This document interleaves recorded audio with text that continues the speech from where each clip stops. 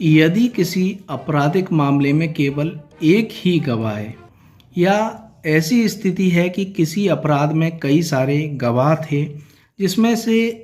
सभी यहाँ पर जो गवाह हैं वो अपनी गवाही से मुकर गए हैं, केवल एक विटनेस है वो अपनी गवाही पर टिका हुआ है, शुरू से लेके लास्ट तक अपनी गवाही पर टिका हुआ है, तो क्या उस एक गवाह की गवाही के आधार पर अभियुक्त को सजा दी जा सकती है? तो दोस्तों हाँ, केवल एक गवाह के गवाही की आधार पर सजा दी जा सकती है, लेकिन इसके लिए थोड़ा कठोर नियम है। सुप्रीम कोर्ट के द्वारा एक यहाँ टर्म का यूज़ किया गया, स्टर्लिंग विटनेस,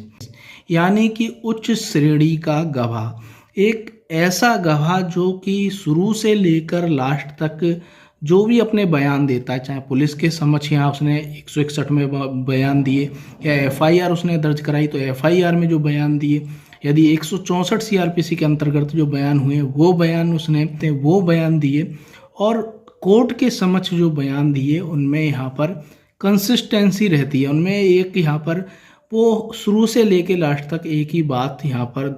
कहता है, उसकी जो गवाही है उसमें कोई भी बड़ा विरोधाभास नहीं होता है। थोड़ा बहुत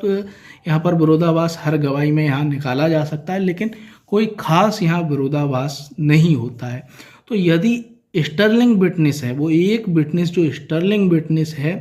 तो उसकी गवाही के आधार पर अभियुक्त को सजा दी जा सकती है।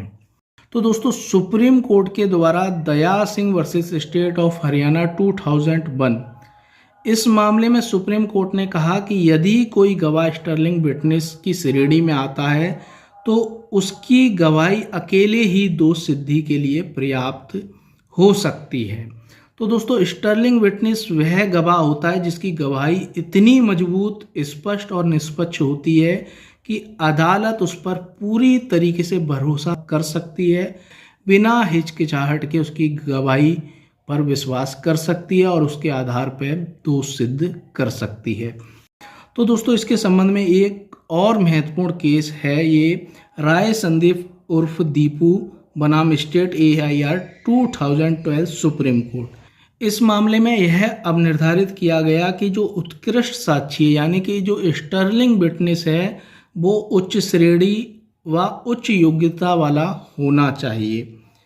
जिसकी यहाँ जो गवाही है वो अभेद्य हो, मतलब उसकी गवाही को यहाँ कंट्राडिक्ट नहीं किया गया है। न्यायालय ऐसे साक्षी के अभिकथन को बिना किसी हिचकिचाहट के स्वीकार करने की स्थिति में हो। यहाँ यह भी महत्वपूर्ण है कि ऐसे साक्षी का साक्ष्य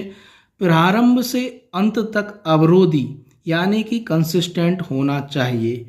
ऐसा नहीं कि वो गवाही बार बार बदल रहा है, ठीक है, उसकी गवाही में कंट्राडिक्शन है, ऐसा नहीं होना चाहिए। मजबूत गवाही होनी चाहिए।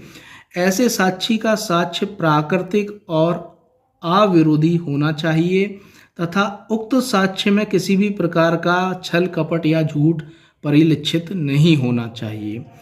तो दोस्तों आप समझ ही गए कि केवल एकल विटनेस, यानी कि एक विटनेस के आधार पर भी अभियुक्त को सजा दी जा सकती है, लेकिन उसके लिए नियम यहाँ पर कठोर नियम है कि वो विटनेस बहुत ज़्यादा मजबूत होना चाहिए, यानी कि खरा विटनेस होना चाहिए, स्टर्लिंग विटनेस होना चाहिए।